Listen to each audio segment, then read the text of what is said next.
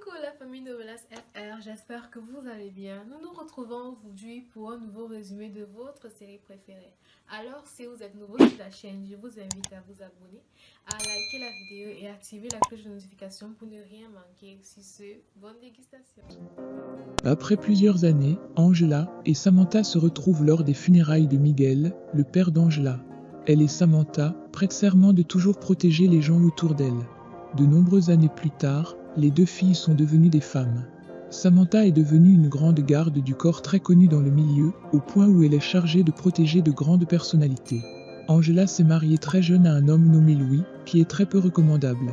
En effet, il trempe dans des affaires illégales. Ils ont une fille. Angela est la propriétaire d'une pâtisserie, et en même temps, elle suit des cours en soins infirmiers. Le soir, elle s'occupe de sa fille. Un jour, Angela fait une livraison d'un gâteau à la résidence de Juan Marcos et sa famille. Au début, elle ne se rend pas compte que l'homme est le propriétaire de la maison et le traite comme un serveur. Après sa livraison, la jeune femme se rend compte que Genzi, la fille de Juan Marcos, tombe dans la piscine. Elle se précipite et sauve la petite fille de la noyade.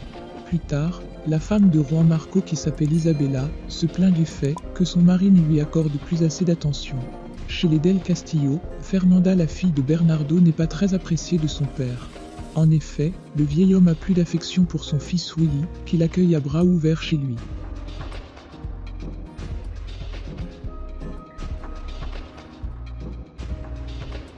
De l'autre côté, Samantha apprend de ses collègues qu'elle sera affectée à la protection d'un homme nommé Bernardo Del Castillo.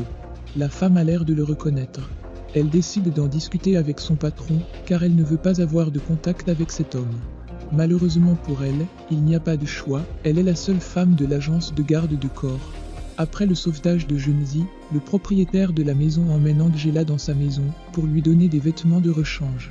Il veut rémunérer la jeune femme pour avoir secouru sa fille. Elle refuse. Au même moment, Bernardo dit à son fils qu'il lui faut un chauffeur, car c'est un homme qui consomme beaucoup d'alcool. De ce fait, il ne faudrait pas qu'il se mette en danger en conduisant dans un état d'ivresse. Plus tard, Samantha se rend chez son employeur pour discuter du travail qu'elle devra faire. Bernardo lui explique qu'elle doit assurer la protection de son fils, qui est visé par un trafiquant de drogue. L'homme ajoute qu'elle se fera passer pour un chauffeur. Lors d'une fête que la famille de Juan Marcos Arroyo a donnée, Fernanda, la fille de Bernardo Del Castillo, qui revient d'Europe, a assez changé. En effet, elle n'est plus la moche fille qu'ils ont connue au lycée. La femme va à la rencontre de Juan Marco et sa femme, qui étaient ses camarades de classe. Dans un premier temps, le couple ne la reconnaît pas, car elle a beaucoup changé. Elle leur révèle son identité plus tard, et les rappelle à quel point ils ont été cruels avec elle, dans le passé. Notamment la fois où ils ont mis de la peinture sur ses cheveux, ou encore la fois où Juan Marco a couché avec elle pour un pari. Mais aussi le jour où on l'a poussée des escaliers.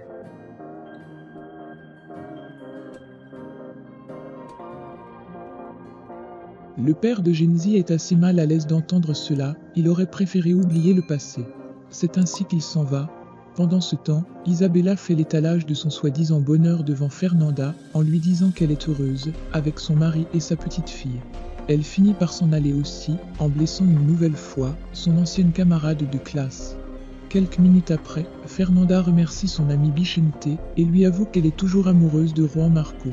L'homme est exaspéré de constater cela, après tout le mal qu'elle a dû subir. C'est alors qu'il lui apprend que c'est Juan Marcos qui l'a poussée du haut des escaliers, ce qui lui a valu de perdre son enfant, mais aussi de ne plus pouvoir en faire. Folle de rage, la jeune femme décide qu'à présent, elle va faire payer à tous ceux qui l'ont maltraitée. Après la réception, Juan Marco surprend sa femme, qui continue de boire. Il s'empare de la bouteille et verse le contenu dans l'évier. Dans une boîte de nuit, Willy s'en donne à cœur joie avec l'alcool et des filles de joie. Samantha, qui est censée le protéger, y entre aussi. L'homme l'aperçoit et va la rejoindre. Il lui demande de fêter avec eux, mais elle refuse. Pendant ce temps, des hommes non loin de là observent Willy Del Castillo, dans le but de lui tendre une embuscade. Quand Samantha sort du club avec Willy, ils sont pris en sandwich par un groupe d'hommes. Une lutte commence, et la jeune femme se bat super bien. Son employeur comprend alors qu'elle n'est pas un simple garde du corps.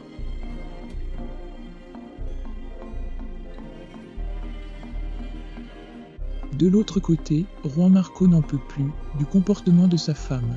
Il lui demande de se faire le divorce. Isabella est prise de panique, elle le supplie. Mais l'homme a déjà pris sa décision. C'est ainsi qu'elle lui dit qu'elle est de nouveau enceinte. Son mari n'a pas d'autre choix que de la laisser rester. Au même moment, Angela a fini sa soutenance et a reçu son diplôme d'infirmière. Mais comme à son habitude, son mari Louis n'était pas là. Quand il rentre chez lui, il essaye de s'excuser auprès d'elle. Il y a longtemps que la femme ne croit plus à son baratin. Après sa discussion, Angela décide de s'en aller au magasin pour acheter du nécessaire pour leur fille. C'est alors qu'elle se rend compte que Louis a pris toutes ses économies. Quand elle lui demande des explications, il répond qu'il a investi la somme dans un business. Angela est au bout du rouleau, elle ne supporte plus son mari. Elle décide donc de se séparer de lui en le menaçant avec un couteau, car il l'a battu. L'homme n'a pas d'autre choix que de partir, mais donne un avertissement à sa femme, comme quoi si elle fréquente un autre homme, il les éliminerait, elle et lui.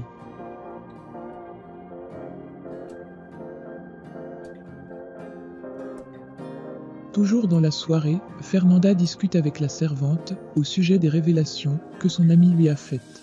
En l'occurrence que Juan Marco est responsable de sa stérilité. Ophélia, la servante, essaye de la dissuader quand la jeune femme décide de faire du mal à toute la famille de Juan Marco. Elle veut tous les tuer. C'est alors que Fernanda déclare qu'elle a déjà commis un meurtre. Dans une autre pièce de la maison, Willy fait irruption dans la chambre de Samantha. Étant un homme très avenant quand il s'agit des femmes, le jeune homme fait des avances déplacées à son chauffeur. La femme lui dit clairement qu'elle n'est pas du tout intéressée. Willy insiste, jusqu'au moment où Samantha le violente et le fait sortir de force. Malgré cette recale, Del Castillo n'a pas l'intention de s'arrêter là. De l'autre côté, Fernanda raconte à Ophélia ce qu'il s'est passé la première fois qu'elle a tué un homme. En effet, elle pensait que c'était Gonzalo, un autre camarade de classe, qui l'avait poussé. Elle croyait que c'était lui. De ce fait, elle s'est rendue chez lui, avec l'arme de son père, et a tiré à plusieurs reprises sur le jeune garçon. Après le meurtre, elle a tout raconté à son père, qui l'a protégée. C'est la raison pour laquelle Bernardo del Castillo est toujours aussi désagréable avec elle.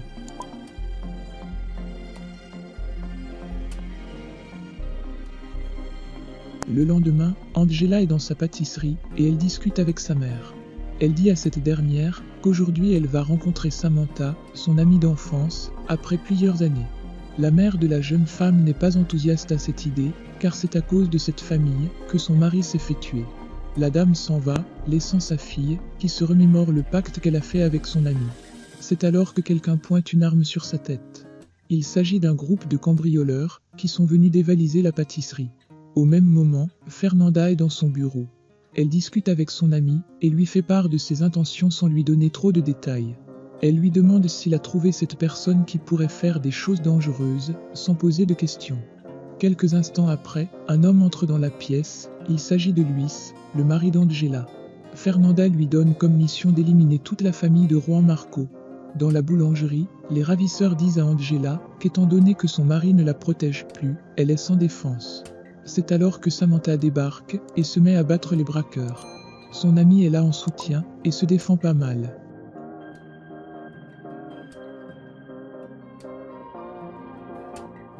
Après avoir chassé les agresseurs, Angela discute avec son amie. Les deux femmes sont très heureuses de se revoir, après le temps qui a passé. Angela est stupéfaite de voir que sa camarade est devenue garde du corps, comme son défunt père. Elle révèle à Samantha que de son côté, elle n'a pas pu réaliser ce rêve, car elle a eu un enfant trop jeune. Son ami lui dit qu'il n'est pas trop tard pour devenir agent de protection. C'est ainsi que quelques mois plus tard, elle devient à son tour garde du corps, avec l'aide de Samantha. Un jour, les parents de Juan Marco sont un accident et meurent. En fait, il n'était plus question d'un assassinat que d'un accident. Juan Marcos décide donc de faire appel au service de garde du corps et Angela se chargera de s'occuper de sa fille Genesis. Quelques jours après, les funérailles des parents de Juan Marcos sont organisées. C'est ainsi qu'un tireur embusqué essaye de mettre fin à la vie de Genesis. Par chance, Angela la sauve une nouvelle fois. Il est clair qu'une personne en veut particulièrement à la famille. Samantha sera-t-elle capable de les protéger ? Pour soutenir le travail que nous faisons, nous encourager à nous améliorer et par la même occasion nous récompenser, je t'invite à rejoindre la chaîne via le bouton rejoindre qui est à côté du bouton abonner. Nous comptons sur votre générosité. Merci.